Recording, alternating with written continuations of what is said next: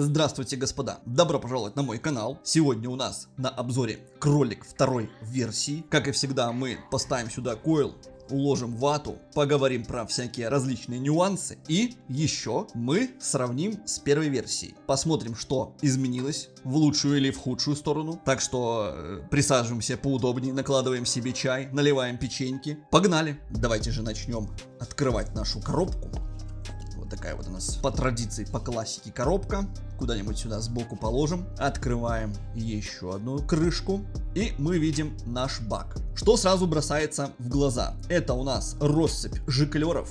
Дополнительная вот эта вот колба. Дриптип. Он у нас не изменился. Если мы вот посмотрим на первую версию, то он у нас не изменился. Мне этот дриптип нравится больше, поэтому я буду использовать именно его. Теперь давайте мы достанем наш бак и посмотрим его поближе. Вот так вот выглядит наш бак. Все достаточно стандартно и особых, так сказать, на первый взгляд, отличий нет. Да, бак стал чуть-чуть буквально ниже. Изменились вот здесь вот накатки. Но так в целом более-менее все у нас схоже. Я считаю, что вот, по моему мнению, что самое главное, что дизайн не испортился. Так, давайте посмотрим, что еще у нас в дополнениях. У нас есть дополнительное стекло с шахтой. Это для того, чтобы сделать наш бак немного выше, дабы увеличить объем. Но меня устраивает и такой объем, поэтому это все нам больше не нужно. По жиклерам, значит, у нас тут получается 0,8, 1,2, 1,5, 1,8 и 2,0. 1 мм у меня уже установлен сюда.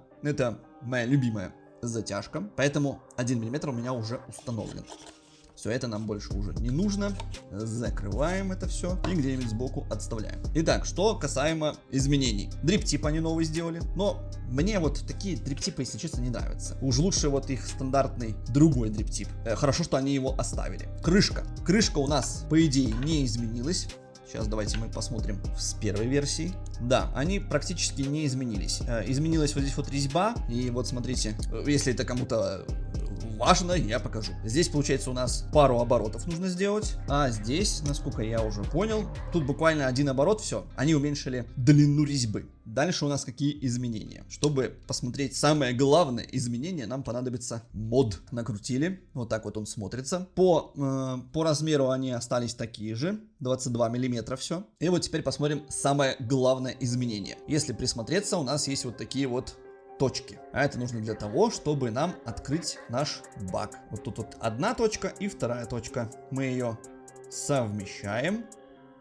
И у нас открывается.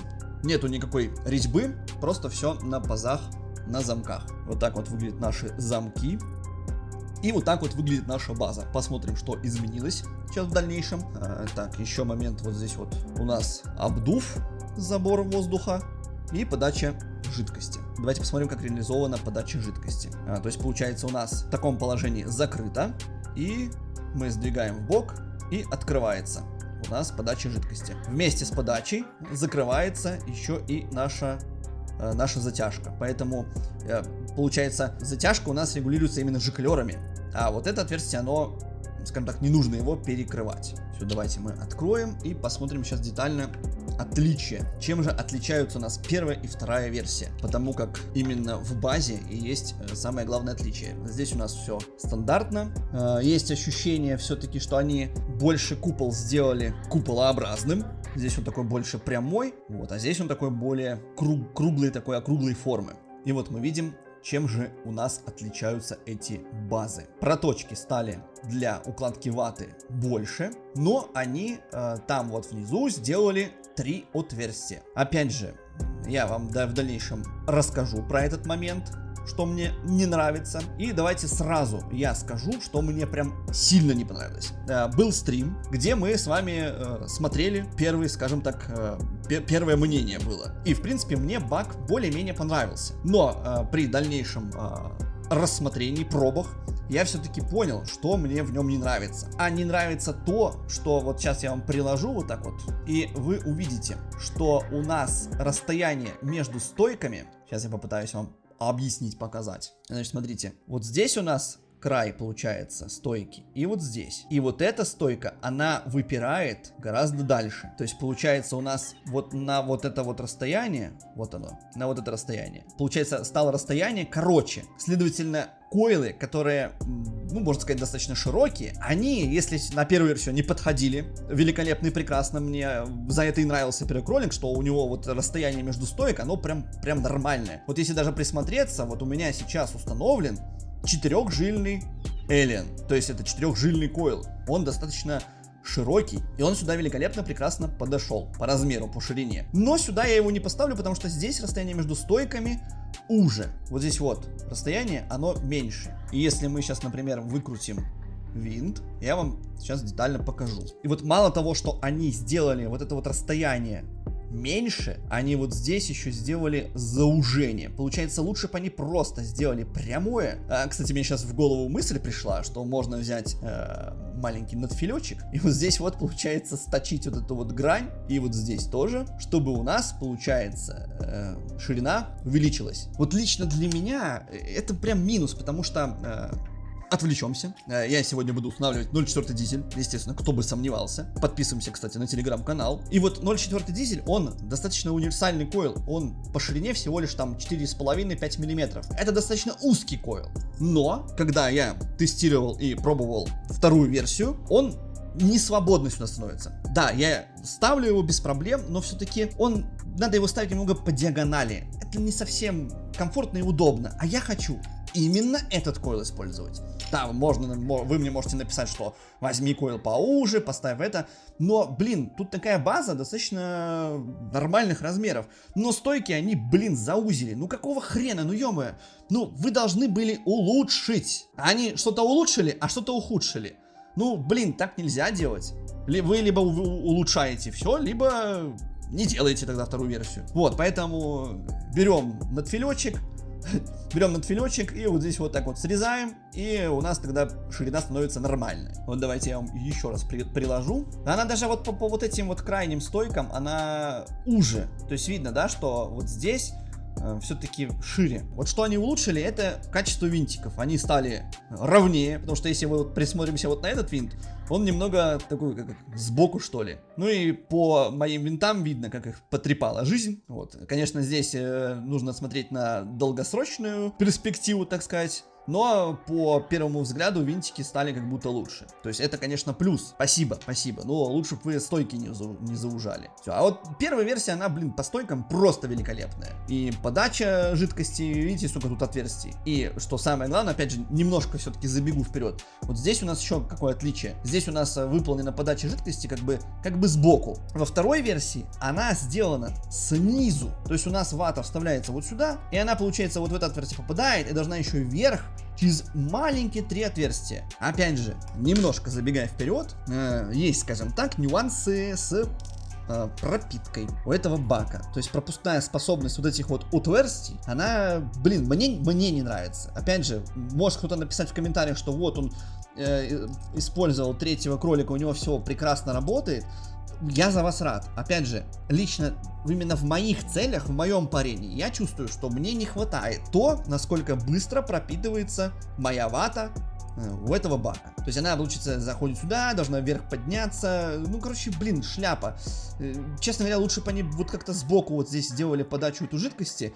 Ничто не мешало. Опять же, вот, немножко забегая вперед. Вот эти вот выступы они сделали. Нахрена вы их сделали? Блин, да можно было пониже сделать. Я из-за этих упоров дебильных не могу койл нормально выровнять. Опять же, сейчас тоже все расскажу. Мы как раз вот к этому уже и подходим. Так, накручиваем нашу базу. И сейчас будем устанавливать койл. Вот, поэтому получается, что, блин, неоднозначное у меня впечатление об этом баке. То есть, когда мы делали стрим, да, сначала все прям вроде как неплохо было, но потом, когда я вот распробовал его, мне как-то вот все-таки вот стойки мне не нравятся. Вот прям сильно не нравится. Потому что я свой любимый койл не могу нормально поставить. Нет, я его нормально ставлю, но все равно есть некоторые нюансы. И я сейчас вам их более детально расскажу. Погнали устанавливать койл. Откручиваем винты, приоткрутим их немного, запускаем его сюда. И вот уже я сталкиваюсь с нюансом, что у меня он, скажем так, уже не прям хорошо залазит. Вот он все уперся вот в эту стойку, которая заужается к центру. Ну какого хрена, блин. Короче, надо, смотрите, ставим койл по диагонали. Видно? Надеюсь, видно. Ставим койл жестко по диагонали. Я в целом всегда как бы рассказываю, что нужно изначально ставить немного койл по диагонали. Ну все, вот оно упирается уже. Вот получается, шляпка пытается зажать мою ножку у койла, а ножка, она еще туда вниз не упала. Почему нельзя сделать хорошо? Ну ё-моё, ну классно же общались. Вот в первой версии баг свистел. В этой стойке заузили. Ну нахрена вы, блин, нафига было стойки-то заужать? Вот что непонятно. Тут же место позволяет, блин, сделать классные, офигенные стойки. Плюс вы доработали, и получается баг у нас становится просто великолепный. Так, дальше момент, вот сразу сходу. Мне нужно койл выровнять, правильно? И вот смотрите, я его хочу в бок подвинуть, потому что, во-первых, мне нужно чуть ниже опустить его над обдувом. А ниже не получится, я уже уперся. И вот смотрите, бам, все, у меня дальше не проходит моя оправа. А мне нужно отверткой сдвинуть по бокам, чтобы выровнять витки. Здесь же у нас просто вот мы берем в первой версии, вставляем оправу, и все, и я спокойно могу подвинуть койл. Как угодно выровнять его, прям спозиционировать, прям выровнять, прям, ну, блин, просто великолепно. А тут все. Пошел я на. Тут не получится. Так, надо поджать винты. Винты, как всегда, нужно зажимать прилично, чтобы у нас был хороший контакт. Все. Теперь надо выровнять. Есть, скажем так, лайфхак. Берем керамический пинцет и гладкой частью, стараясь не повредить койл, можно немного его вот так вот чуть-чуть подвинуть. Просто берем на оправе и двигаем в одну сторону и в другую. Все, тогда можно выровнять его, но все равно, блин, ну ё-моё. Ну и вот он у меня койл по диагонали стоит, потому что ровно его не поставишь. Потому что у меня сейчас койл чуть-чуть шире, чем стойки. По размеру именно испарительной камеры, расстояние между, в принципе, краев, то этот койл отлично сюда по размеру подходит. Но по стойкам не особо. Поэтому будьте внимательны. Вот 0,4 дизель имеет ширину 5 мм. Следовательно, опять же, если рассматривать наш ассортимент, а я, естественно, говорю про свой ассортимент, то я бы рекомендовал сюда ставить койлы уже, чем 5 мм. Вот 0,4 дизель это прям впритык. Есть еще в моем ассортименте 0,37, он вообще просто великолепно со свистом сюда залетит. По поводу Мамбы 0,6 и Стагерида 0,6 берут некоторые смутные сомнения, потому что они по ширине тоже примерно 5 мм, и немного по диагонали нужно будет ставить. Просто будьте готовы к этому, что нужно немного по диагонали устанавливать койл. Поэтому все, обрезаем ножки. Вот здесь они сделали хорошо. Они здесь вот такие сделали выемки. Вот они, выемки. И можно спокойно обрезать ножку койла и не бояться, что у нас что-то там закоротит по купол. Это, конечно, классно. Но что толку, если есть все равно существенные минусы, именно касаемо вот этой базы. И мало того, что стойки они заузили. Чуть попозже поговорим еще про вот подачу жидкости. Все, теперь будем делать прожиг. Как всегда, мы ставим 8-10 ватт, но желательно 8. Опять же, для 0,4 дизеля. Если вы не знаете, какую мощность поставить на прожиге, можете написать мне, либо в боте нашем в Телеграме. Там должна быть вся эта информация. Если нет, то, конечно, пишите в личку, всегда помогу, всегда расскажу. Для 0,4 дизеля желательно 8 ватт. Можно 10, но тогда будьте аккуратны на прожиге. Берем керамический пинцет и начинаем прогревать. Еще раз, пожалуй, проговорю некоторые нюансы по прожигу, потому как все равно иногда периодически задают мне в личные сообщения вопросы, а как все-таки убирать КЗ. Смотрите, я поставил 8 ватт и начинаю прогревать. Я нажал кнопку, отпустил, нажал, отпустил. И я по краям, по бокам, получается, я койл сжимаю. Чаще всего даже достаточно сильно. То есть я прям сжал пинцетом и начинаю греть. Грею и грею. Как только я увижу, что уже начинает он нагреваться, а именно сначала он будет таким золотистым цветом окрашиваться. И вот смотрите, как правило, вот у нас выходит ножка и идет, получается, первый виток. Как правило, вот именно вот в этом месте и возникает КЗ. И я вот нажал кнопку и немножко его в бок вот сюда толкаю. Нам нужно вот этот виток и этот разъединить, получается. Для начала просто я сжимаю койл, потому что при начальном нагреве койл может немного деформироваться. Так, я сейчас немного даже свет уберу, чтобы было видно. Так, все, я, получается, сжимаю и нажимаю кнопку. Вот, все, я нагреваю, прогреваю. И вот сейчас вы увидите, как он начнет нагреваться. Опять же, сейчас задача в том, чтобы просто его прогреть. Потому что если мы начнем прогревать на большой мощности, то койл деформируется. Потому как проволока при нагревании ее как ведет, получается, этот койл. Поэтому сначала нужно просто прогреть. Увидеть первое начало, когда вот он начинает разогреваться.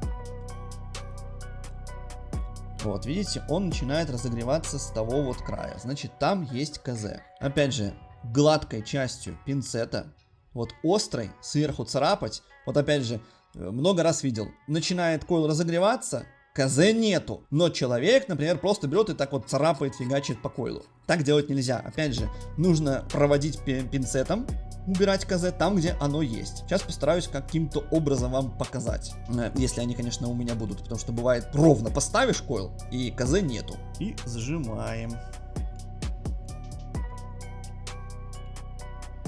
Опять же, для чего еще нужно сжимать? Вот если присмотреться, вот видно такой вот между первым и вторым витком, вот видно микро-микро зазорчик. Я вот именно с этой стороны, я, получается, сжимаю, чтобы у нас этого зазора не было.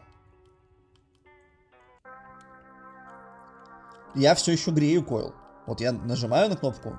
Может быть, конечно, не слышно, поэтому я буду говорить. Вот я нажал на кнопку, грею.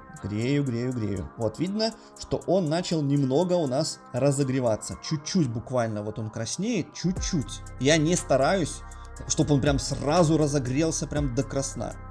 Так делать нельзя. Вот видно, что он начинает у нас разогреваться. И видно, что центральный виток у нас не греется. Значит, там в том месте у нас КЗ.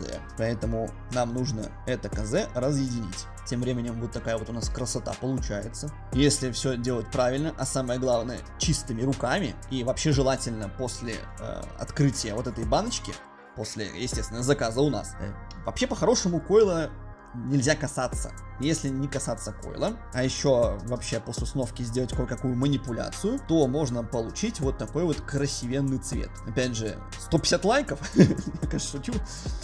Много лайков и где-нибудь расскажу супер методику, как делать койл красивым. И смотрите, видите, получается, КЗ нету нигде. Койл разогревается от центра равномерно. Все, не надо ничего шебуршать вот так вот. Все, я просто сжимал по краям. Опять же, ровная изначальная установка — залог успешного прожига. Без КЗ. Ну а если все-таки у вас есть КЗ, я изнутри койла, получается, по виткам провожу их. Получается, чтобы они у меня, как получается, относительно друг друга по высоте немного рассоединялись. Либо же можно просто взять пинцет и вставить внутрь койла и немного его, получается, как разъединить.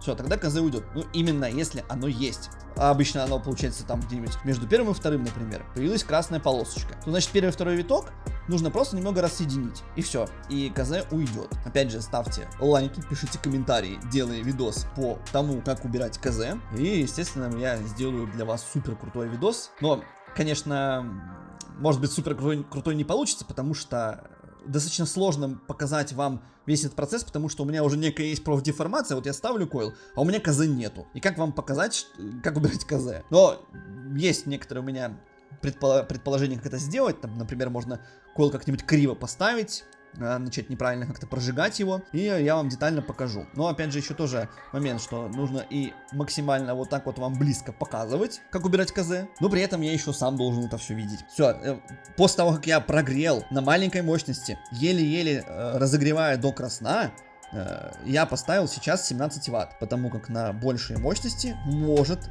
не всегда, конечно, вот сейчас, например, нету, может вылезти еще КЗ. Поэтому я поставил 17 Вт, и мы смотрим, появилось ли у нас КЗ. Все, койл разогревается у нас от центра, равномерно, каждый виточек. Вот такая вот у нас красота. Вот сейчас уже можно, видите, я немного... О, видите, полезла КЗ. Значит, что я делаю? Я беру, разогреваю, и внутри койла просто так вот проглаживаю изнутри. Снаружи я бы все-таки не рекомендовал это делать, потому что все-таки можно повредить оплетку, а внутри она, из-за того, что у нас же радиус получается, и внутренний радиус он меньше, и там оплетка она более плотная, а снаружи она свободная. Ну, то есть законы физики, так сказать, никто не отменял. Поэтому снаружи можно повредить, раздвинуть витки, тогда будет неправильно разогреваться койл, появится еще КЗ. А изнутри вот так вот просто прогладить пинцетом можно. Я разогреваю и проглаживаю. Все. И КЗ у нас уходит. Ну, еще вот сжимаю. Вообще, в принципе, я в основном использую именно принцип сжимания. Вот видите, да, я вот сжимаю и появляются немного КЗ. Но это из-за того, что я сжимаю. Все. Вот теперь мне нравится, как разогревается койл. Теперь можно укладывать вату. Естественно, муджи. Отрезаем полоску. Полоску я отрезаю такую не слишком широкую. Опять же, буквально там, если так прикинуть, миллиметра 4-5 по ширине. Но муджи я немного отрезаю с запасом. Сейчас я объясню почему. Итак, муджи, она достаточно такая плотная по структуре вата, поэтому я предпочитаю немножко отрезать чуть больше. Естественно, верхний слой снимаю и с одной стороны, и с другой стороны. Забавный был момент, недавно человек мне написал в личку, а с двух сторон нужно снимать верхний слой, потому что у нас на инструкции к муджи написано снять верхний слой. И у меня настолько, наверное, какая-то деформация, что я такой, типа, ну, в смысле, просто написал и все. А человек подумал, что именно только с одной стороны. Он спросил, снизу или сверху снимать верхний слой. А он же как бы одинаковый, как не переворачивай. Просто забавно получилось, поэтому, так сказать, можно сказать, ошибка в инструкции. Я-то просто воспринимаю, что просто верхний слой, он с двух сторон, одинаковый верхний слой. Но вот человек вот буквально воспринял все. Вот, поэтому верхний слой с двух сторон я снимаю, отрезаю чуть побольше полоску.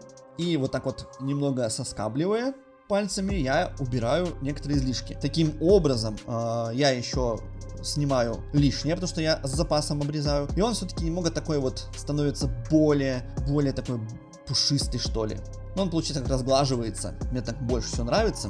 Я пробовал по-разному. И просто отрезать полоску, и распушивать сильно. Но вот когда чуть-чуть вот немножко мы сняли, я прям чувствую пальцами, что я выбрал нужное количество. Опять же, это придет только с опытом. По ощущениям, она такая вот не сильно толстая у меня получилась вата. И теперь будем просовывать в койл. Пропихиваем. И вот такими небольшими прокрутами я туда пропихиваю хлопок. Очень важно, обратите на это внимание, когда вы запихиваете вату, чтобы вата у нас двигалась, видите, да, а койл не шевелится. Если у вас койл начинает туда-сюда двигаться, значит вы выбрали много ваты внутри койла. Поэтому вот туда-сюда немножко пошевелили, видно, что койл у нас не двигается, значит ваты правильно. Поскольку у нас достаточно высоко сделаны вот там вот эти вот низ, получается, вот этих проточек, значит у нас хвосты будут не сильно длинные. Я бы даже сказал, что они достаточно короткие будут у нас хвосты. Получается, я прикладываю ножницы вот к базе и отступаю буквально миллиметр 2 и отрезаю.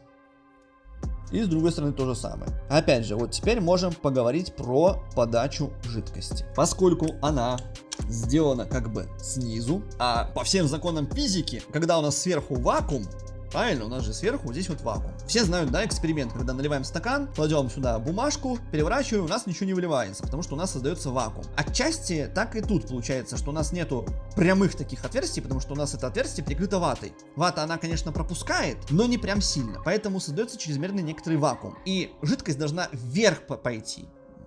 Я, конечно, так не пробовал, но мне кажется, даже если просто без ваты залить, открыть и не протечет.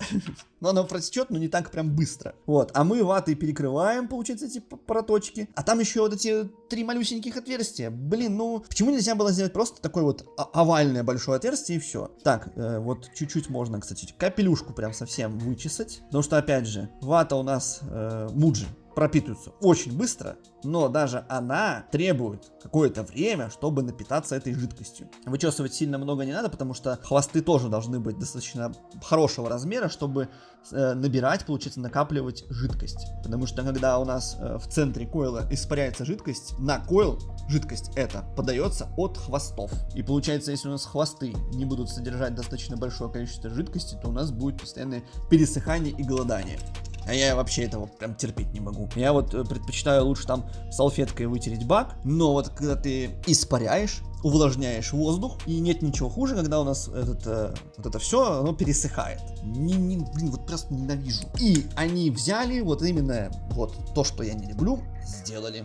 Прям, ну блин, ну как так? Ну блин, ну можно же было сделать хорошо. Ну, вот прям даже обидно, потому как я первую версию кролика, несмотря на то, что он свистел, как не знаю кто, блин, я нахваливал первую версию. Мне нравился этот баг. Ну и сейчас даже нравится. Вот. А вторую версию они как бы решили такие, типа, и так схавают. Естественно, я, конечно, предположу, что расчет на моножилу, на мою любимую в кавычках моножилу. Но, блин, ну уже давно все как бы шагнуло в сторону нормальных койлов, поэтому мы вот туда немного кладем. Опять же, не трамбуем, плотно вату туда не прессуем.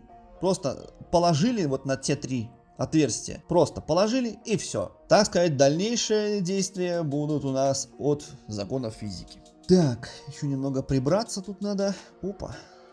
Опа. Чуть-чуть буквально. Все, просто аккуратненько. Да, конечно, как всегда, нужно поныть, что мне неудобно из-под камеры на это все смотреть, но ладно. Я думаю, мы справимся. Главное, чтобы вы поняли смысл. Если что-то непонятно, естественно, добро пожаловать в комментарии или ко мне в личку.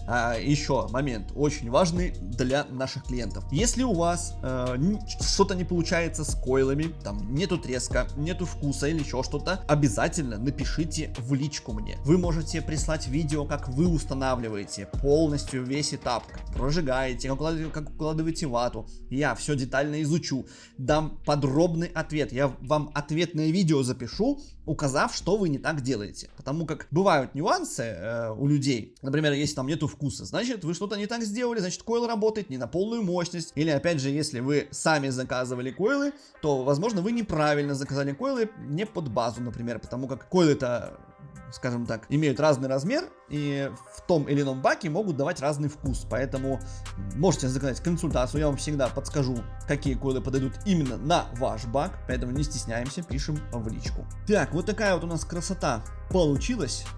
Сейчас будем мы пробовать наш увлажнитель воздуха. Берем специальный ароматизатор и капаем вот сюда. Так, капаем. И сейчас будем пробовать. Вот, получается, я попользовался этим баком некоторое время, и все-таки я вот прям сразу могу сказать, что, блин, мне все равно, вот, мне не нравится, как работает пропитка у этого бака. Все-таки, блин, ну чуть-чуть больше бы сделали проточки, и все, и было бы просто великолепно. Все, после всех вот этих манипуляций можно поставить рабочую мощность 22 ватта и посмотреть на вот такую вот красоту. Все, теперь можно закрыть. Ну, крышка, да, вот этот вот купол сделано прикольно. Хотя у меня не было проблем с резьбой. Вот опять же нужно вот, видите, попасть вот в этот паз. И я не могу сказать, что это прям необходимость. Меня и резьба полностью устраивала, все закручивается плотно и классно. Опять же, как мне кажется, что в дальнейшем вот эти пазы могут от трения немного стереться, и он начнет, возможно, болтаться. Ну, это, конечно, не точно, нужно на долгосрочную проверить эти все дела. Но вот исключительно мое мнение, что все-таки можно было ставить и резьбу. Но опять же, решили сделать какие-то изменения, тоже приветствуется, классно. У нас есть что-то новое. В целом конструкция классная. У нас все так вот опа, и работает заправка. То есть, возможно, они сделали это для того, чтобы у людей была возможность перекрывать подачу жидкости в момент заливания бака.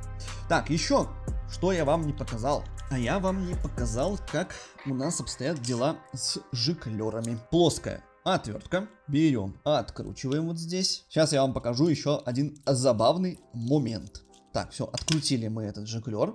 Вот так вот он достается и из коробки меняется на другой. Если присмотреться, то вот здесь вот, сейчас постараюсь показать, вот, есть такие, скажем так, некоторые следы. Баку всего лишь там буквально месяц. Я им попользовался, и вот здесь вот немного начинает уже облазить вот это вот, что это получится, краска, какое-то покрытие. Ну, короче, качество вот этих жиклеров оставляет желать лучшего. Вот здесь вот все облезает, все заново вот стирается, получается. Вот сейчас хорошо видно, видите, такие как пятна. Это вот типа якобы золотистое покрытие, оно вот, ну, не то чтобы золотистое, просто золотистого цвета. Вот это покрытие, оно стирается. Опять же, не могу сказать, минус это или, ну, типа, хорошо это или плохо, как бы пофиг, но все равно вот качество вот оно вот такое. Все, закручиваем, закрываем подачу. Хотя я бы не закрывал бы. Я не буду закрывать ее. Все, откручиваем крышку и заливаем наш бак ароматизаторами. Потому что сейчас мы будем что делать? Увлажнять воздух. Чем не скажу, кому как нравится. Можно просто, можно ротом. Все, теперь настало время попробовать.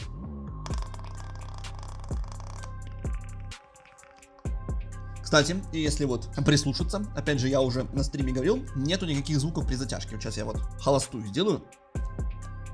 Все, ничего, никаких ни звуков, ничего. И если мы возьмем первую версию... Кстати, ребятки, зацените, какая красота. Это 4-жильный Эллен. Ну просто красота. И вот сейчас я вам покажу. Так, закрыли. Тут мы открываем. И вот слушайте. Слышно, да? Какой неприятный у нас звук при затяжке. А здесь ничего нету. Вот это они исправили. Благодаря, скорее всего, жиклерам. Хотя, опять же, как мне кажется, можно было просто внутри все эти вот отверстия хорошо обработать. Тогда у нас бы не было никаких звуков при затяжке. Вот, они сделали жиклеры. Ну, жиклеры тоже неплохо в целом. Можно подобрать себе степень затяжки и ее не менять. Хотя, вот как по мне, вот эта вся история с жиклерами, все-таки после того, как мы обслуживаем бак и промываем его под водой, все-таки там скапливается вот эта вот влага. Здесь же из-за того, что у нас вот этих вот отверстий целая куча, можно здесь все продуть, и все у нас хорошо. История моя личная показывает, что вот эти все жиклеры нужно периодически их откручивать, протирать, потому что там скапливается жидкость. Она всегда там скапливается. Касаемо вкуса. Что самое главное, не изменился. Я не могу сказать, что он стал лучше или хуже. Самое главное, что он остался на том же хорошем уровне. Да, первая версия мне по вкусу нравилась. Не знаю, как остальным. Кто-то кричал, что кролик невкусный. Не знаю, блин. Мне прям хорошо было по вкусу. Я получал хороший ТХ. Те самые нотки моего ароматизатора, который я предпочитаю. Вот, поэтому со вкусом все отлично. Под табачные жидкости хорошо подходит. Фруктики. Ну, я не знаю, ну, как бы 2 мм жиклер тут имеется. Мне кажется, все-таки под такую полусвободную, ну, нет. Все-таки я бы отнес этот бак больше к тугой затяжке, к МТЛу, к табачкам, потому что табачка мне нравится на нем. На таких баках, блин, парить фрукты. Не, ну, кому, конечно, как нравится. Опять же, это все вкусовщина. Буду я вам тут распинаться, что фрукты великолепные, кто-то скажет, что невкусно. Поэтому, ребятки, вот, кролик стоит совсем там недорого, небольших денег, поэтому можно спокойно купить. Так, переходить с первой версии, я не знаю, ну, можно. Опять же, небольшие деньги, чтобы переходить на вторую версию. Опять же, у нас затяжка стала лучше, она не сопит ничего. По стойкам, ну, если не прям не гнаться за широкими койлами, вот, например, если из моего ассортимента вам нравился Эллен 0.45, то он сюда вообще никак не подойдет, вот прям вообще никак, то вам этот бак не подойдет. Если вам нравятся фьюзы, там какие-нибудь такие небольшие койлы, там 0.37 дизель из моего ассортимента, да, тогда можно перейти на новую версию. Самое главное, что со вкусом хуже не стало. Да, это самое главное. Вот, затяжка у нас нормальная. 1 мм я прям обожаю всегда. Поэтому вот такой вот у нас был сегодня баг. Обязательно напишите комментарии, что вы думаете по поводу новой версии. Нравится ли вам новая версия? Может быть, у кого-то уже есть вторая версия. Я знаю, что есть такие люди. Поэтому напишите, как вам. Может быть, кто-то после первой версии перешел. Может, у вас две, как у меня. Вот, поэтому, естественно, как всегда, огромнейшее всем спасибо за просмотр. Как всегда, там ставьте там вот эти вот комментарии, пишите лайки. Короче, вот все. До новых встреч, ребятушки, и всем пока.